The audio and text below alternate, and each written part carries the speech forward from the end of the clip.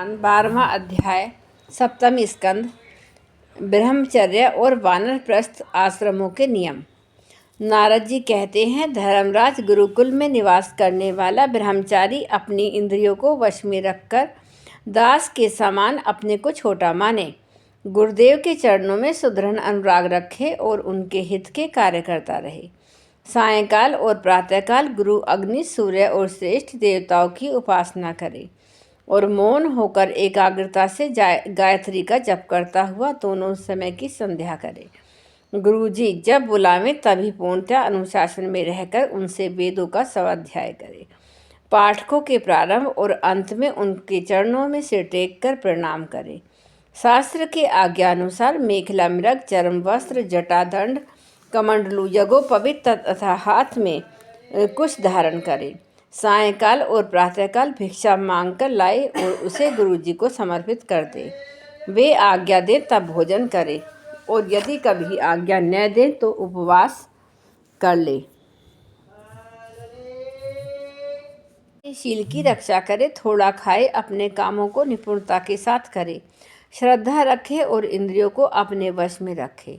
स्त्री और स्त्रियों के वश में रहने वालों के साथ जितनी आवश्यकता हो उतना ही व्यवहार करे। जो गृहस्थ नहीं है और ब्रह्मचर्य का व्रत लिए हुए है उसे स्त्रियों की चर्चा से ही अलग रहना चाहिए। इंद्रियां बड़ी बलवान हैं, ये प्रयत्न पूर्वक साधन करने वालों के मन को भी शुद्ध करके खींच लेती हैं। युवक ब्रह्मचारी युवती गुरु पत्नियों से बाल सुलझवाना, शरीर मलवाना, स्नान करवाना, उपटन लगवाना इत्यादि कार्य न कराए। स्त्रियां आग के समान है और पुरुष घी के घड़े के समान। एकांत में तो वह अपनी कन्या के साथ भी न रहना चाहिए। जब वह एकांत में न हो तब भी आवश्यकता अनुसार ही उसके पास रहना चाहिए। जब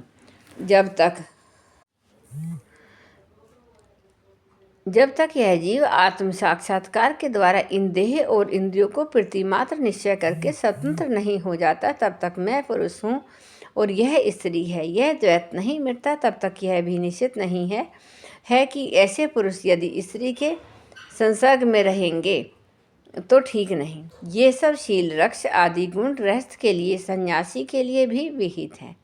गृहस्थ के लिए गुरुकुल में रहकर गुरु की सेवा शुश्रूषा वैकल्पिक है, क्योंकि ऋतुगमन के कारण उसे वहाँ से अलग भी होना पड़ता है। जो ब्रह्मचर्य का व्रत धारण करें उन्हें चाहिए कि वे सुरमा या तेल न लगाएं, उपटन न मलें, स्त्रियों के चित्र न बनाएं, मांस और मध से कोई संबंध न रखें, फूलों के हार, इत्र, फुलेल, चंदन और आभूषणों का त्याग कर दें। इस प्रकार गुरुकुल में निवास करके द्विज जाति को अपनी शक्ति और आवश्यकता के अनुसार वेद, उनके अंग, शिक्षा, कल्प आदि उपनिषदों का अध्ययन तथा ज्ञान प्राप्त करना चाहिए। फिर यदि सामर्थ्य हो तो गुरु को मुँह-महंगी दक्षिणा देनी चाहिए। उसके बाद उनकी आज्ञा से गृहस्थ, वानप्रस्थ अथवा संन्यास आश्रम में प्रवेश करें या आजीवन ब्रह्मचर्य का पालन करते हुए उसी आश्रम में रहें। यद्यपि भगवान सर्वरूपतः सर्वत्र एक रस स्थित है, अतः उनका कहीं प्रवेश करना या निकलना नहीं हो सकता, फिर भी अग्नि, गुरु, आत्मा और समस्त प्राणियों में अपने आश्रित जीवों के साथ वे विशेष रूप से विराजमान हैं, इसलिए उन पर सदा दृष्टि जमी रहनी चाहिए। इस प्रकार आचरण करने वाले ब्रह्मचारी, वानप्रस्थ, सन्यासी अथवा गृहस्थ विज्ञान संपन्न होकर परब्रह्म तत्व का अनुभव प्राप्त कर लेता है। अब मैं ऋषियों के मतानुसार वानप्रस्थ आश्रम के नियम बतलाता हूँ। इनका आचरण करने से वानप्रस्थ आश्रमी को अनायास ही ऋषियों के लोक महलोक की प्राप्ति हो जाती है। वानप्रस्थ आश्रमी को जोती हुई भूमि में उत्पन्न होने वाले चावल, गेहूँ आदि अन्न नहीं खाने चाहिए। बिना जोते पैदा हुआ अन्न भी यदि असमय पका हो तो उसे भी न खाना चाहिए। आग से पकाया हुआ या कच्चा अन्न भी न खाए। केवल सूर्य के ताप से पके हुए कंद, मूल, फल आदि का सेवन करें। जंगलों में अपने आप पैदा हुए धान्यों से नियमित चरु और पुरोडाश सेवन करें। जब नए नए अन्न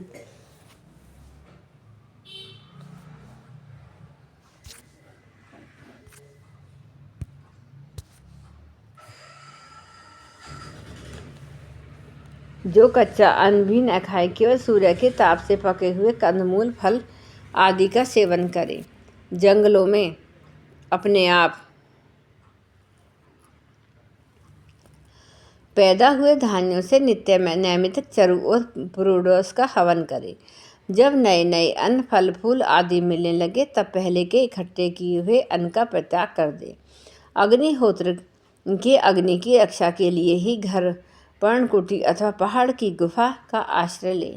स्वयं शीत वायु, अग्नि वर्षा और घाम का सहन करें। सिर पर जटा धारण करें और केश, रोम, नख और एवं दाढ़ी मूछ न कटवाने तथा मैल को भी शरीर से अलग ना करें। कमंडलू, मृगचरम, दंड, कल वस्त्र और अग्निहोत्र की सामग्रियों को अपने पास रखें। विचारवान पुरुष को चाहिए कि 12, 8, 4, 2 या 1 वर्ष तक वानप्रस्थ आश्रमों का पालन करें। ध्यान रहे कि कहीं अधिक तपस्या का कलेश सहन करने से बुद्धि बिगड़ न जाए। वानप्रस्थी पुरुष जब रोग अथवा बुढ़ापे के कारण अपने कर्म पूरे न कर सके और वेदांत विचार करने की भी सामर्थ्य न रहे, तब उसे अनशन आदि व्रत करने चाहिए।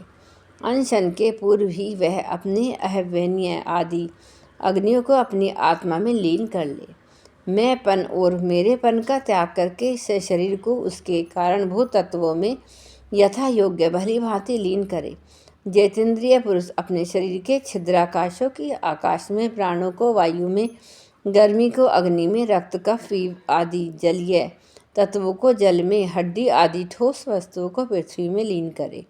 इसी प्रकार वाणी और उसके कर्म भाषण को उसके अधिष्ठेता देवता अग्नि में, हाथ और उसके द्वारा होने वाले कला कौशल को इंद्रियों में, चरण और उसकी गति को काल स्वरूप विष्णु में, रति और उपस्थ को प्रजापतियों में एवं पायु और मलोत्सर्ग को अपने आश्रय के अनुसार मृत्यु में लीन कर दे।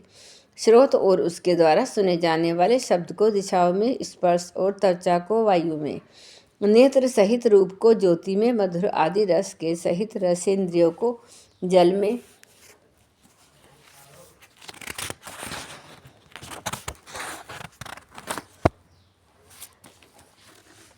और युधिष्ठिर प्राणेंद्रिय एवं उसके द्वारा सूंघे जाने वाले गंध को पृथ्वी में लीन कर दे। मनोरथों के साथ मन को चंद्रमा में, समझ में आने वाले पदार्थों के सहित बुद्धि को ब्रह्म में, अहंता एवं ममता रूप क्रिया करने वाले अहंकार को उसके कर्मों के साथ रुद्र में लीन कर दे। इसी प्रकार चेतना सहित चित्त को क्षेत्रज्ञ में और गुणों के कारण विकारी से प्रतीत होने वाले जीव को पर ब्रह्म में लीन कर दे। साथ ही पृथ्वी का जल, जल का अग्नि में, अग्नि का वायु में, वायु का आकाश में, आकाश का अहंकार में, अहंकार का महत्व में, महत्व का अव्यक्त में और अव्यक्त का अविनाशी परमात्मा में लीन कर दे। इसी प्रकार अविनाशी परमात्मा के रूप में अवशिष्ट जो चिदस्तु है वह आत्मा है, वह मैं हूँ, यह जानकर अद्वितीय भाव में स्थित हो जाए। जैसे अपने आश्रय काष्ठ आदि के भस्म हो जाने पर अग्नि शांत होकर अपने स्वरूप में स्थित हो जाता है, वैसे ही वह भी उपरत हो जाए। जय गुरुदेव, जय गायत्री माता।